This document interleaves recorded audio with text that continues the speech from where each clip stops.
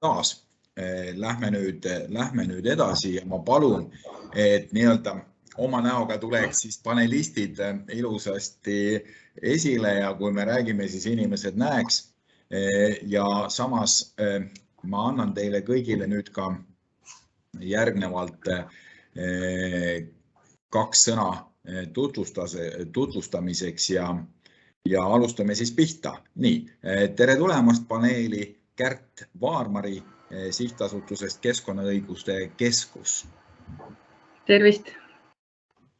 Mina töötan siis Keskkonnaõiguse Keskuses, olen jurist, keskkonnaõigusega tegelen aastast 2002 ja ma olen aastate jooksul päris paljude kohalike omavalitsuste praktikaga kokku puutunud. Küll rohkem ruumilise planeerimise küsimuses, olen tegelenud omajagu keskkonnalubadega, kohaliku kogukonna kaasamise küsimustega. Viimastel aastatel ma olen rohkem ka tegelenud kliimamuutuse küsimustega, et lihtsalt taustaks. Ja, et te teaksite. Ja, nii, tere Lembe Reimann Rahandusministeeriumist. Tere! Mina siis olen nüüd Rahandusministeeriumis planeeringute osakonna nõunik 2 nädalat ja enne seda on mul pikk kogemus Harku vallavalitsuses keskkonnaspetsialistina.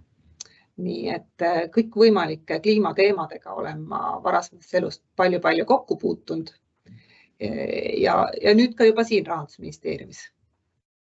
Aitäh! Tere Gea Kangilaski, Tartu linn. Tere päevast!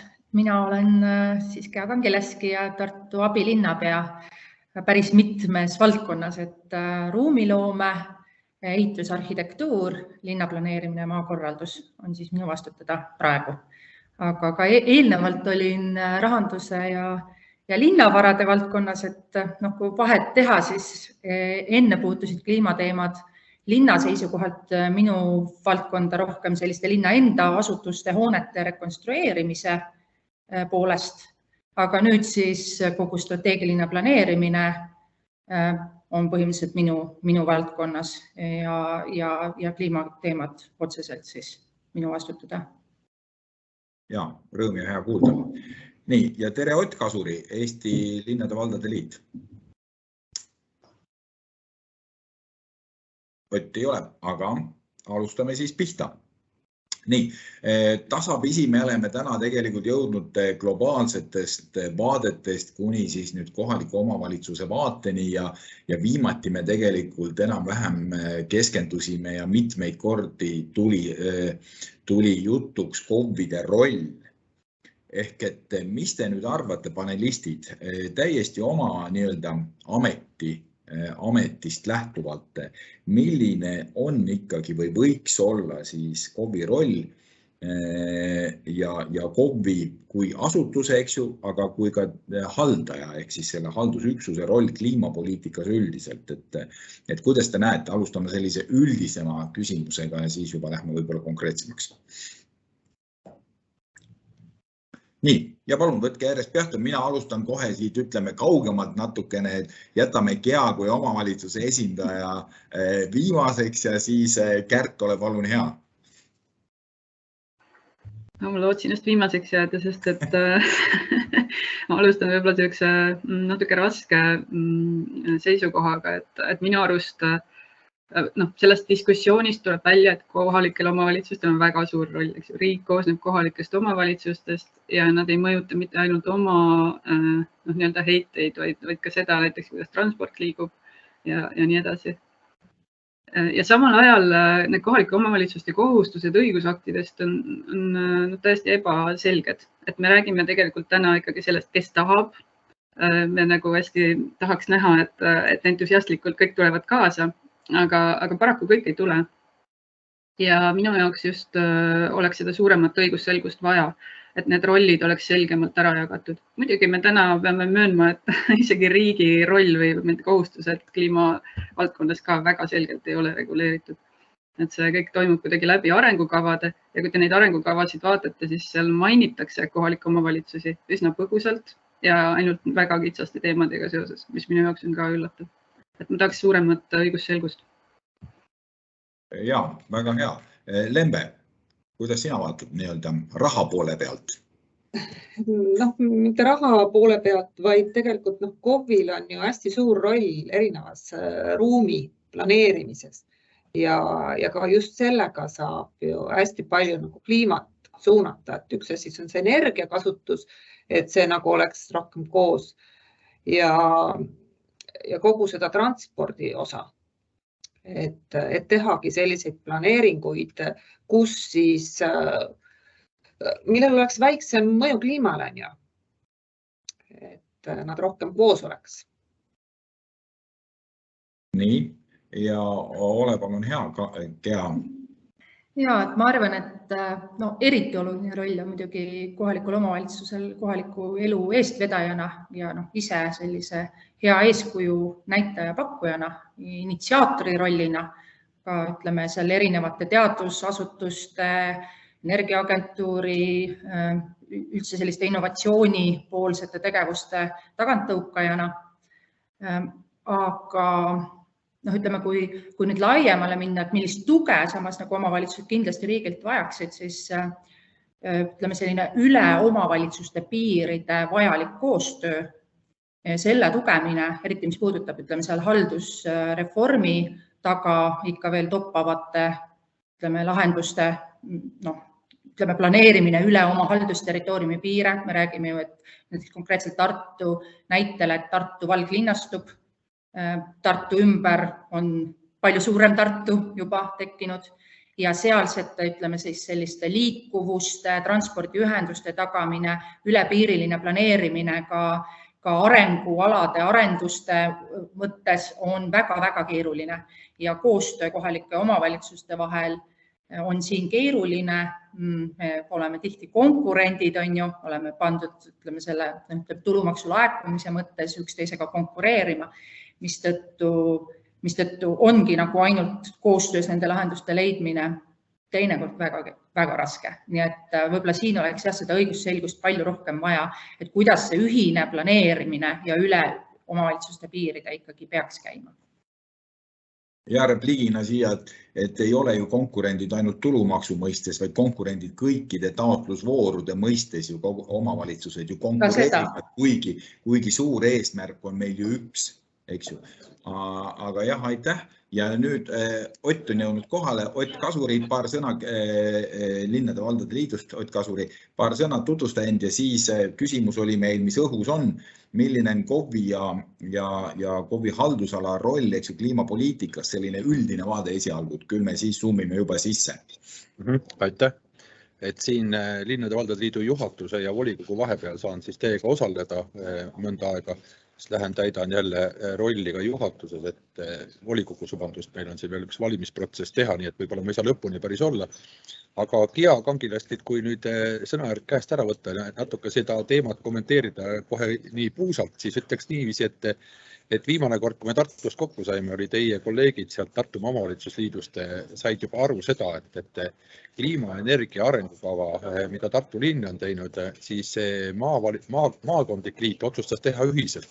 Ja teie tegelikult, Tartu tegelikult selline nagu see eeskäija lipp on kõrgel ja tegelikult ka Harjumaal, ma tean, Harjumaa omavalitsusliit on teemat arutanud, kuidas energia- ja kliimakava teha ja ka nemad on otsustanud seda, et teha maakonna ülene selline kava, et ta ei ole peagi olema ühe omavalitsuse keskne, aga sellest kliima- ja energiakavas on kindlasti need omavalitsuste osad kõik olemas, kuid selline laiem pilt on kindlasti vajalikum. Sellepärast, et maakondades kindlasti on üks oluline osa, mida omavalitsused täna ühiselt korraldavad ja see on ühistransport, eks ole.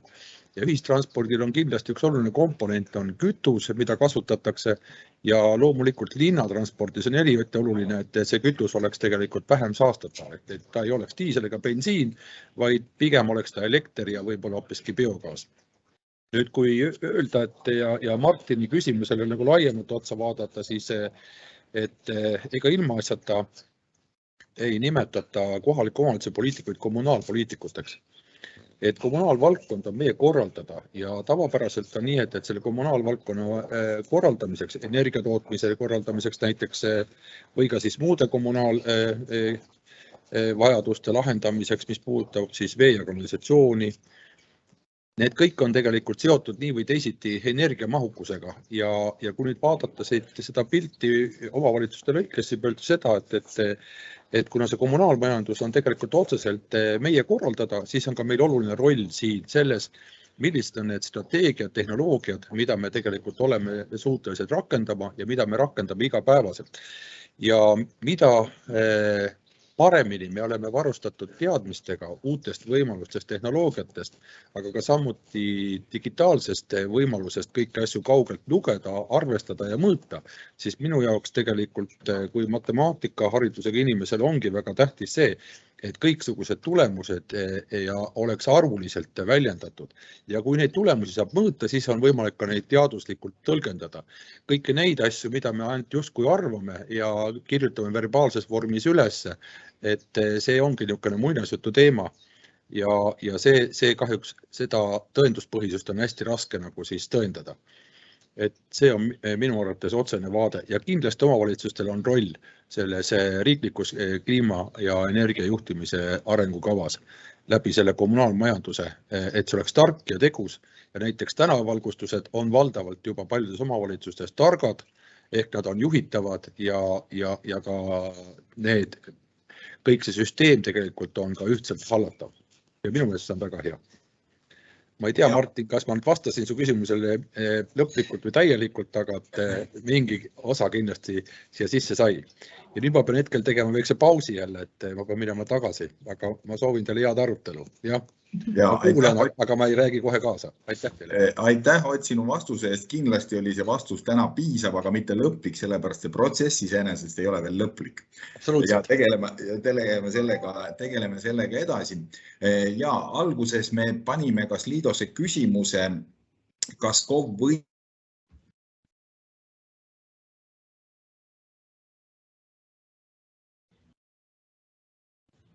Martin kadus ära. Jah, Martin, kui kuuled meid, siis Tartus võttis internet ära korraks, vähemalt teie piirkonnas.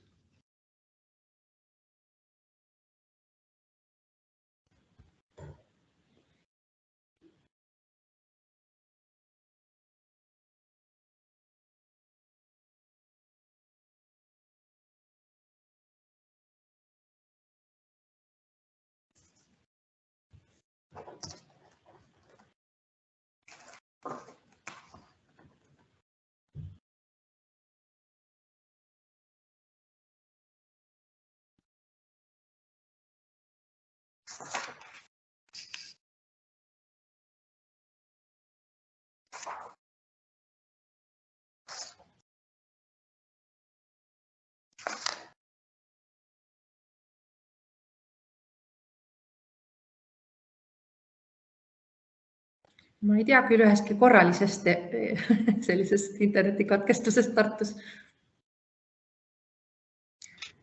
Teeme siis nii, et seni kuni Martin tagasi tuleb, ma panen siia chati ka, et Slido keskkonnas on nüüd samamoodi avatud küsimus number 2 ja esimene on suletud. Et seni siis osalejad saavad aktiivselt sellele vastata. Samamoodi väga lihtne, aga väga intrigeeriv küsimus. Vähemalt mingil määral näitab võib-olla seda teie seisukohta või meelsust.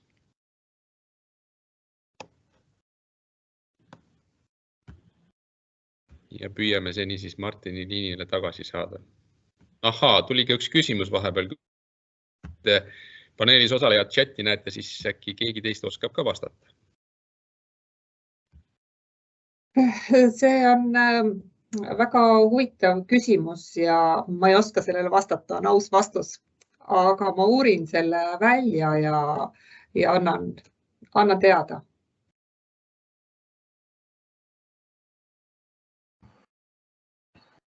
Jah, üsna sisulist ja praktilist laadi küsimus. Kui kellelgi veel midagi tuleb, et siis olge head ja andke kas siis suuliselt teada või kirjutage siia chati.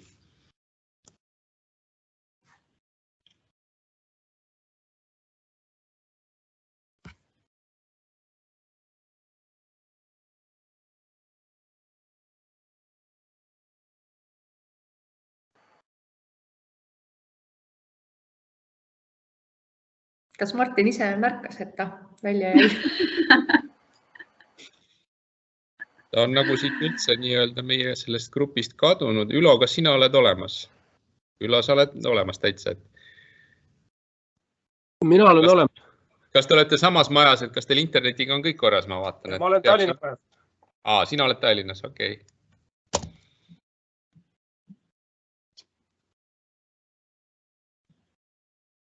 Ei tea, mis seal Tartus juhtus. Ma vaatan siit aknast välja nagu midagi ei näe. Et see peab olema mingi lokaalne probleem, ma arvan. Aga ma võin kommenteerida seni edasi seda Tartu olukorda või mida me koostöös Tartu omavalitsustega teeme. Just, et äkki lähme siis Martini osalused edasi praegu hetkel. Tõesti, et Tartus on ju olemas Tartu enda kliima- ja energiakava aastaks 2030. Aga kuna me oleme nüüd esitanud ka taotluse 100 Euroopa kliimaneutraalse linna hulka juba aastaks 2030, siis me peame oma kliimakava oluliselt üles boostima, kui sellist sõna kasutada. Ja koostöös siis teiste maakonna omavalitsustega teeme ka valmistame ette siis ühist maakondlikku kliimakava.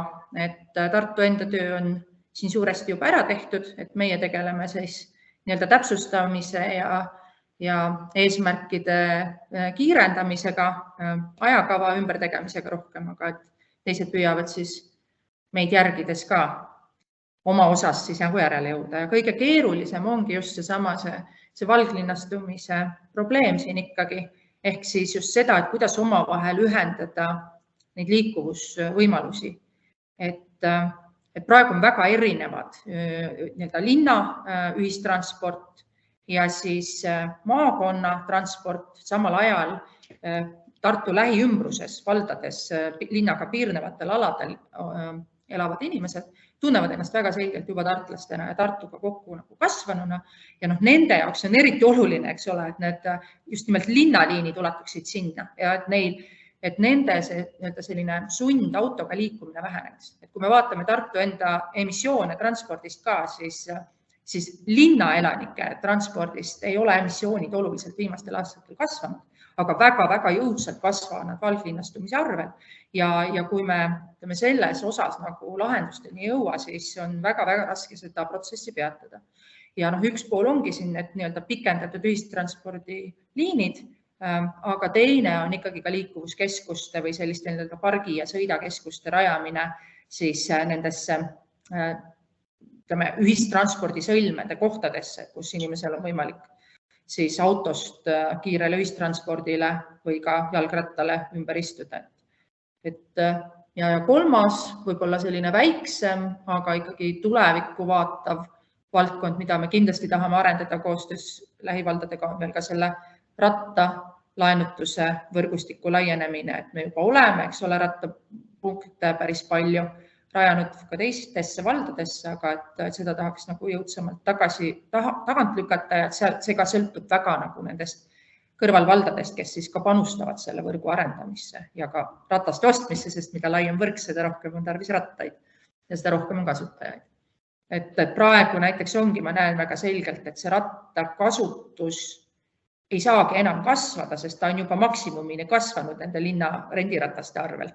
Et kui me rattaid juurde ei osta, siis see kasutus umbes selline jääbki püsima, et seda investeeringut on hädasti tarvis ja loomulikult inimesed ise saaksid ka ratta valida, selle endale soetada ja kui me oleme uurinud, et mille taga see seisab, siis enamasti on ikkagi vastus praegu, et jalgrattateede olemasolu ja ohutus.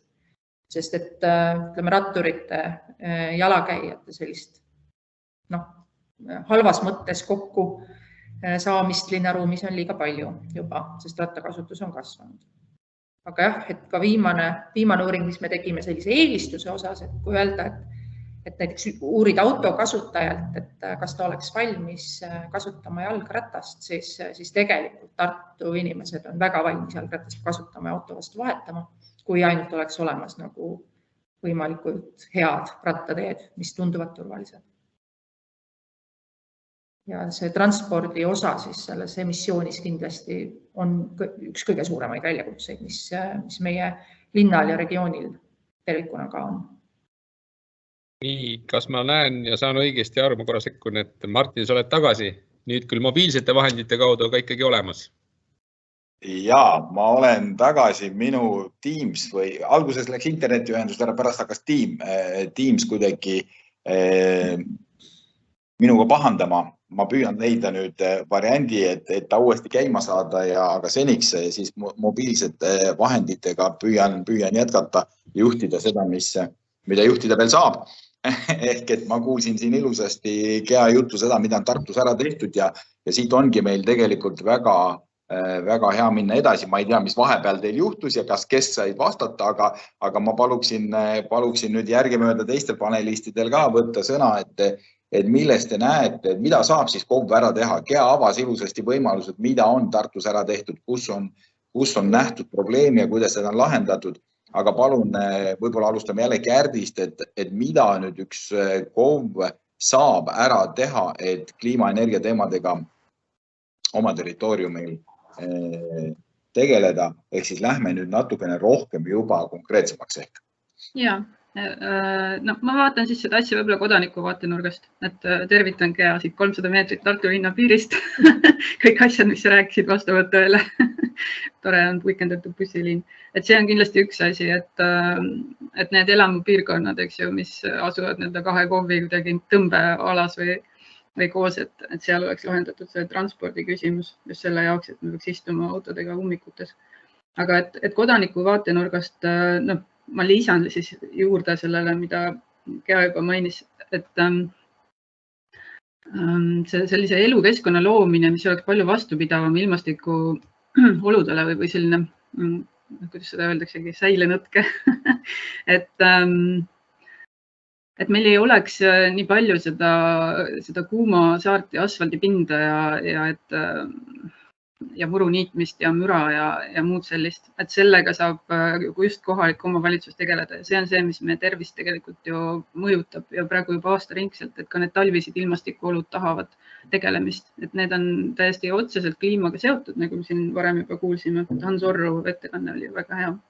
Et siin seda mina tunnetan küll, et võib-olla pöörataksegi palju tähelepanu sellele heitele ja näiteks üleujutusriskidele, aga just sellise igapäevase linnakeskkonna või mitte ainult linna, eks ju, et asulakeskkonna parandamisele praegu võib-olla veel ei ole nii palju mõeldud, aga sellega on ka üsna kiire, et meil on järgmine suvi tulekul.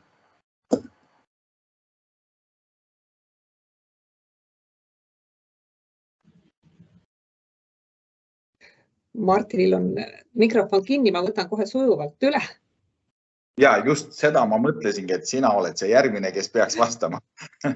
Ja, et ma olen nagu täiesti nõus selle nii Kärdi kui Keaga, et just see ongi, et see ühistransport, et see inimene saada sealt autost kuidagi välja, et see transport olekski nii mugav ühistransport ja samal ajal see oma autosõit nii ebamugav, et sa jätaksidki selle auto sinna kuhugi parklasse ja istuksid ühistransporti või veel parem jalgrattasel. Aga meil kliima seda kahjuks ei toeta. Saab küll talvel sõita, aga natuke ebamugav on. Eriti siis, kui on niisugune libe. Ja sama on ka kogu selle elukeskkonnaga, et me nagu senini on ju suunatud ainult, et asfalt ja tegelikult see inimeste teadlikkus on ka see, et nad tahavadki või karjuv osa tahab seda asfaltit, et kuidas seda asfaltit nagu asendada, et nii sadevee kui kuumasaarte teemal, et saaks niisugust rohkem looduslähedasi lahendusi ka sadeveega, et kõik ei pea maa alla torusse ära peitma, vaid oleks ka need lahtised kraavid ja need ongi okeid ja tänu sellele on ka seal suurem elurikkus. Et need on need kõige lihtsamad asjad, et seda haljastuse kogu seda teemat ju KOV peab kogu aeg sellega tegelema ja kas tõesti peame me nõudma oma hankepartneritelt, et nad iga nädal niidaksid või võiks osad alad jätta korra kuus niitmiseks või 2 korda aastas. Et tänu sellele me hoiame raha kokku, on elurikkus suurem ja teistpidi on ka nagu jah, tõsi, mõned kohad vajavad tihedat niitmist, on ju see kõnnitee pool meetrit sealt äärest. Aga et seal kõnnitee ääres ka oleks just nimelt muld ja taimestik, mitte asfalt tänavakivid. Ja aitäh. Kas Kea on sul midagi lisada siin veel? Lisada oleks tohutult palju. Ma võib-olla toon mõne sellise näite, mis konkreetselt liikuvusvaldkonda. Üks asi, mida me tõesti praegu teeme, on kliimakogu läbiviimine sellel kevadel koostöös Rohetiigriga ja Miltoniga. Et me Tartu linna elanikest siis oleme hästi paljudele saatnud kutse selles osaleda ja nende põhjal, kes on nõus osalema, teeme siis sellise esindusliku valimi läbi siis erinevate, ütleme, erinev sugu, erinev elamiskoht, perekonnaseis, vanus ja nii edasi, mis representeerib Tartu elanikku just siis liikuvusteemade arutamiseks, et kuidas tagada, et me ikkagi ühelt poolt täidame oma strateegilisi eesmärke, mis on väga kiiresti kliimaneutraalsuse saavutamine. Ja teiseks, et milleks on inimesed valmis, millised hirmud sellest lähtuvalt on, milliseid ohutuse, turvalisusega seonduvaid nõudeid me peame arvesse selleks võtma, et me tahame tõesti nagu inimestelt siin päriselt saada sisendit oma siis ka kliimakava arendamiseks sellest lähtuvalt.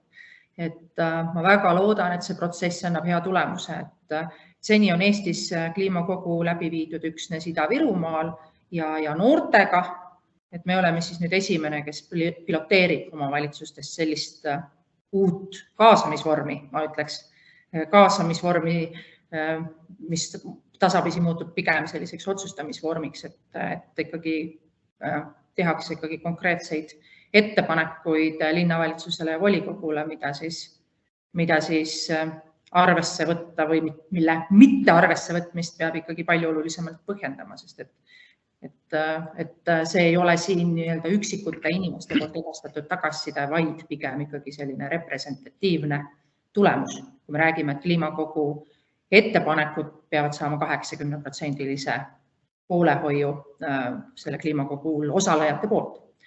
Et selline väike instrument, aga ma arvan, et kuna kogu selline ülemineku protsess kliimamuutuste puhul on väga palju ikkagi inimestest tulenev, kui valmis ta selleks on, kuidas ta psühholoogiliselt vastu üldse võtab neid muutusi, suudab nendega kaasa minna, et siis see kaasamise pool lihtsalt on kohutavalt oluline. Ja ma arvan, et kohalikel omavalitsustel on üha suurem väljakutse siin, et mitte jätta nii-öelda inimesi järgi lohisema niimoodi, et nad ei mõista neid kiireid muutusi ja ümberkorraldusi, mis on sageli rasked vastu võtta, vaid et nii-öelda tõesti neid inimesteni viia. Jaa.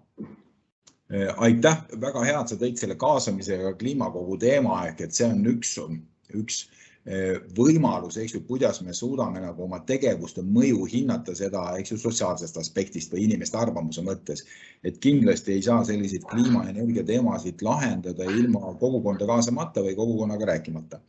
Aga mina tooks ennem, kui ma tahan teie käest küsida tegelikult küsimust, et millised oleksid teie arvates või võiksid olla teie arvates KOV-i ootused riigile, aga ennem ma tooks ühe intrigeerivama küsimuse tegelikult sisse nii-öelda moderaatori õigusega, mis haakub sellega, et kuidas me saame hinnata arengu mõju just nimelt kliima ja energia kontekstis. Mis te arvate, head panelistid, et kuna me täna mõõdame omavalitsuste arengukava ju sisuliselt eurodes, väga paljuski, seal on küll ka teisi mõõdikuid, aga me paneme alati, eelarve käib arengukavaga kaasas. Ja mis te arvate, kas me võiksime lähitulevikus või tulevikus hakata lisaks eurodele ka tegevuste mõju mõõtma tonnidest CO2 kohta või seal, kus adekvaatne kilovatt-tundidesse? Mis on teie arvamused, et hakkaksid jällegi otsast pihta Kärdist ja siis Lembe ja siis omavalitsusest Kea? Kui see on tehtav ja näitab adekvaatset tulemust, siis loomulikult igasugune kliimamõju ära näitamine oleks hea ja kui need on võrreldavad numbrid, siis see ju kindlasti aitab kaasa sellele, mida siin räägiti, et osad KOV-id teevad rohkem, osad mitte nii palju, et hea oleks vaadata, et kust see tulemus tuleb. Ja kui mina rääkisin alguses just ka sellest, et see KOV-ide roll peaks olema selgem, et siis minu arust küll peaks olema riigi ja KOV-ide rollid selles mõttes hästi selged, et oleks näha, et kuidas riigi eesmärkide täitmine siis toimub. Kui me ei mõõda seda mingil viisil, siis on seda ikkagi raske teha. Ja, palun Lembe. Ja, väga hea mõte. Kuid see eeldab ikkagi nende andmete õigsust, et nende andmete sisse nägemine, et nii nagu varasemaltki sai öeldud siin, et suured energiatootjad, nagu kui ühes kohas toodetakse energiat, siis see lähekski nagu sellele KOV-ile. Samamoodi, et kui see suur maantee läheb sellest KOV-ist läbi, siis kui palju nagu sinna kaasneb. Et kui see sealt nagu välja lõigata, kuigi tegelikult see ju mõjutab selle piirkonda, et mil moel siis selle vahelt teha? Ja, päris õige, et eks need rakendamised peavad olema esiteks kokkulepid loomulikult, aga nad peavad olla asjakohased, et meil ei ole mõtet ka üle mõelda või üle rakendada midagi või üle mõõta. Küll aga nii palju võin repliigi korras lihtsalt ütlen, et tegelikult andmete saamine, kui seda tahta, on tegelikult tehniliselt kergesti korraldatav. Küsimus on, kes selle alati kinni maksab ja kas meil kõiki andmeid vaja on. Aga Gea, palun ole hea, et kuidas sina nagu... et tegelikult vastus küsimusele, et absoluutselt kindlasti ongi vaja ja tegelikult minu hinnangul kliimakava ja siis KOV-i arengustrateegia ei saagi kuidagi erinevat jalga käia. Mõlema jaoks on mõõdikud tingimata vajalikud ja arengustrateegia peab ju endas hõlmama üldse kõiki erinevaid arenguvaldkonna dokumente. Nii et arengustrateegia mõõdikute hulgas need peavad kohe kindlasti olema. Lihtsalt neid mõõdikuid on ilmselt vaja palju rohkem kui üksnes CO2 emissioonid. Et sealhulgas ka sotsiaalseid mõõdikuid ja palju muud. Et me oleme parasjagu just Tartus oma arengustrateegiat, arengukava, eelarvestrateegiat koostamas, soovime sellisele uuele mudelile üle minna, mis tõesti ka neid mõõdikuid oluliselt täiendaks ja me tahame liikuda või üle võtta ka sellist meile siis sobival viisil ka sellist ÜRO kestliku arengu eesmärke ja nende selliseid erinevaid mõõtesüsteeme siis Tartu linna puhul ehk siis nagu sellist terviklikku andmekogumise statistilist nagu vormi nagu ikkagi oluliselt täiendada ja siduda see nüüd väga oluline on ikkagi ka eelarvestrateegiaga, et raha, emissioonide mõõtmine, sotsiaalsete tulemuste mõõtmine, mille iganes mõõtmine ei saa käia nagu eraldi, et eelarvestrateegia peab siis ka neid prioriteete arvesse võtma ja võtma ka arvesse näiteks seda, et mingisuguses valdkonnas võib olla saavutatavad tulemused mingi aja lõikes ei ole muutunud, ei ole paranenud, järelikult tuleb sinna näha lisainvesteeringuid või midagi sellist ette, et need otsused peavad muutuma ikkagi andmepõhiseks, seda me näeme kohe päris kindlasti. Et otsused, Tartu linn ongi sinna poole püüdnud, et nad oleksid andmepõhised, me viime üha rohkem uuringuid selleks läbi kõigis valdkondades ja nad on, ma ütleks, et lisaks sellele, et nad võimaldavad meil teha paremaid otsuseid, nad võimaldavad neid otsuseid ka palju paremini inimestele kommunikeerida ja arusaadavaks teha ja me ka ise nagu mõistame neid palju paremini, kui me ei tee neid nii-öelda kõhutunde arvelt või kuskilt tulnud ettekirjutuste alusel, vaid ikkagi näemegi, et sellest või teisest või kolmandast muutusest tuleb nii või teistsugune tulemus. Ja, päris hea. Ja tegelikult ma hiilivalt sinna selle küsimusega tahtsingi jõuda, et valgustaksid seda väikest plaani, mis väikest, tegelikult on see grandioosne plaan, kuidas hakata mõõtma ühtpidi ka seda edukust omavalitsuse arengus, et mida Tartus on plaanitud. Aga nüüd jõuame selle teema juurde, et kuidas saaks riik aidata ja mida oodata nagu riigilt, sellepärast, et kõike seda toredat, mis me oleme täna rääkinud, paraku ilmselt omavalitsus üksi ei jõua. Ja üheks partneriks kindlasti on ju riik. Ja millised võiksid olla siis need, või teie arvates, millised oleksid riigile ootused või mida riik võiks aidata siis omavalitsustele lahendada?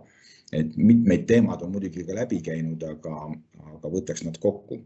Ja siinkord ma võib-olla hea meelega alustaks kohe Lembest ja siis võtaks Kärt ja jätaks Kea viimaseks, et ta saaks natukene puhata. See on riik. Ehk siis KOV-i ootused riigile, et energiamajanduse rakendamisel, et me näeme, et KOV on valmis ühtpidi rolli võtma ja see roll on tal olemas. Küsimus, kui suure keegi julgeb võtta, aga selleks, et seda julgust oleks ja teiseks oleks seda motivatsiooni ka võtta, eks ju, on tal kindlasti ka mingid ootused riigile. Eks riik on ju varem või aeg-ajalt KIK jagab toetusi kliimakavade koostamiseks. Seda raha on saanud suhteliselt vähesed tegelikult. Et eelmine aasta minu meelest said ainult paar suuremat linna, ülejäänud jäid kõik sellest rahast ilma. Et aga mida KOV võiks oodata riigilt? Seda, et riik kõik ette taha ära teeks. Kõik asjad annaksid täpselt suunised ja siis KOV vaatab, teen või ei tee. Aga see ei ole kindlasti see lähenemine, mida me tahame näha. Õige. KOV peab ikkagi nagu rohkem võtma ise seda juttrolli ja tegema ja võtma need suunad, mida teha. Jaa, kindlasti. Kärt, sinu valdkonnas on kindlasti väga palju asju, mida võiks teha teistmoodi. Iseasi, mis need kõige õigemad on, eks need peaks lähituleviku dialoogis selguma, aga ikkagi, millised KOV-i vaatepunktist võiksid olla ootused riigile? Kas peaks paremini reguleerima, julgemalt sisse kirjutama seadustesse, nagu sa mainisid tegelikult, et väga paljud riiklikud arengukavad tegelikult ei näita selgelt KOV-i rolli, rääkimata siis õigusaktidesse sisse kirjutatud kohustustest. Aga jah, mitte et mina peaks rääkima, aga mis on sinu arvamus? Ja, just see ongi, et kui mina oleks kohalik omavalitsus, siis või kui ma mõtlen, et mis on kohaliku omavalitsuse roll, siis ma lähen ja loen, mida näeb ette kohaliku omavalitsuse korralduse seadus, mida näevad ette riiklikud arengukavad ja sealt ja tänasest diskussioonist hästi selline kahetine pilt tuleb, et ühest küljest riigil on nagu omad eesmärgid ja mingisugused tegevused, ta teeb seda kuidagi täiesti oma mingis vaates, ta küll kaasab KOV-e natuke, tore on lugeda, et aruteludel osalesid mõne KOV-i esindajad, aga et tegelikult need ülesanded ei ole ju selgelt ära jagatud, et minu arust on selge, et on osad asjad, mida saab teha riik, nagu mingisugused suured meetmed, nagu et põlevkivienergeetika suunamine. Seda ei otsusta tegelikult ju mõni üksik kohalik omavalitsus, vähemalt ei peaks otsustama. Ja teised asjad, mida saavad teha KOV-id, just see liikuvus, eks ju, siis minu arust ka kohanemise teemal KOV-idel on väga suur roll ja ka ruumiline planeerimine, mis planeerimisseaduses ka väga ebamääraselt viitab sellele, et KOV peaks selle juures arvestama kliimamuutusega, aga mitte nii otseselt. Minu arust peaks olema palju selgemini lahti kirjutatud seaduses. Ja ma ütlen lihtsalt ühe kommentaarina sellest Liido küsimuse juurde. Mind väga häiris, et ei saanud vastata mõlemale, et ta on nii kohustus kui väljakutse. Et seda minu arust võikski näha nii, et kui ma ütleks, et õigusaktides peaks kohaliku omavalitsuse roll või kohustus olema selgemalt kirjas, siis ma ei mõtle seda, et riik annab kuidagi ülevalt alla, vaid et see peakski olema läbi räägitud. Seadus on ühiskondlik kokkulepe. Meil peaks olema väga selgelt välja öeldud, mis on siis need kellegi ülesanded. Ja sellele peab kindlasti vastama rahastus. Et ei saa KOV-ile panna lisaülesandeid ilma, et rahastust ei ole. Ja võib-olla selle taga see praegu asi seisabki. Riik ei taha välja öelda, et KOV-id võiksid teha midagi, sest ta nagu ei tahaks anda või ma ei tea, ei ole anda rahastust. Aga minu arust seal peakski see prioriteet olema, et jagame ära, tuleb see raha kuskilt leida, siis KOV-id saavad oma tööd teha. Jaa. Kea, mida sina ootad riigilt?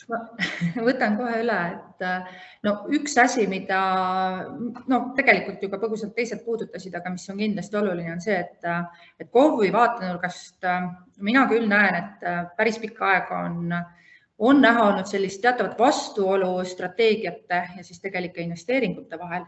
et me isegi ei räägi ainult sellest, et kas vajalikeks investeeringuteks eesmärkide täitmiseks raha eraldatakse, vaid kui me vaatame konkreetselt suuri näiteks infrastruktuuri investeeringu otsuseid ja objekte, siis need on ikkagi olnud üsna autokesksed. Need on maanteed, suurobjektid, eks ole. See kuidagi ei aita kaasa säästliku liikuvuse sellisele üle-eestilisele korraldusele ja tegelikult takistab kindlasti ka KOV arengut selles osas. Teiseks, riiklik energiamiks, ega Tartu hoolimata sellest, me üha enam tahame ka ise elektrienergiat toota. Erinevaid lahendusi selleks on väga palju, eks ole, aga me jääme siiski sõltuma riiklikust energiamiksist ja siin nagu riiklikud investeeringud, milline energia meil kasutatav, elektrienergia meil kasutatav on, sõltub ka see, kui rohelised meie energiatarbes nagu olla saame. Et Tartu on oma energiatarbe siis linnavalitsuse ja allasutuste lõikes, koolide ja lasteaedade lõikes kõik viinud roheenergiale, et me tõepoolest hangimegi üksnes roheenergiat, aga siin tuleb piir ette, et tegelikkuses on siin riigil nagu väga palju ära teha ja need on riiklikud investeeringud, millesse nagu kohaliku omavalitsusel on väga vähe panustada. Edasi, planeeringud, millest ma juba korra nagu rääkisin, ehk siis üks pool sellest on see nii-öelda üle omavalitsuse piiride planeerimine on ja selle nagu tõhusamaks muutmine. Teine on see, millest räägitakse üha rohkem Skandinaavia eeskujul ja see on see, et teenuste ligipääsetavusel põhinev peaks see planeerimise mudel olema.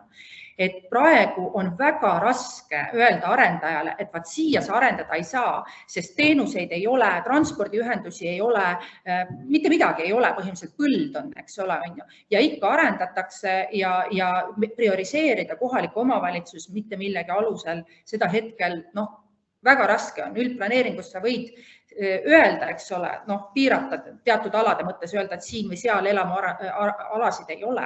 Aga kui sa kaugemas mõttes ikkagi näed neid alasid ka võimalike elamualadena, siis tuleb sul ikkagi lõpuks arendaja, kes ütleb, et tal on kõige odavam põllule ehitada ja mitte kesklinnaga hästi sidustatud alale, eks ole.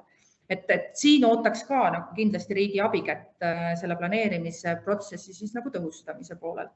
Ja lõpuks väga-väga oluline kõigile KOV-idele kindlasti on elamute, nii korterelamute kui ka eramute rekonstrueerimine energiatõhusaks, küttesüsteemide renoveerimine, soojustamine ja nii edasi, ventilatsiooniseadmed, et kui siin nüüd nagu tõhusaid meetmeid, rahalisi meetmeid just ikkagi riik ei paku, siis on kohalikul omavalitsusel väga-väga raske elanikke piisavalt toetada.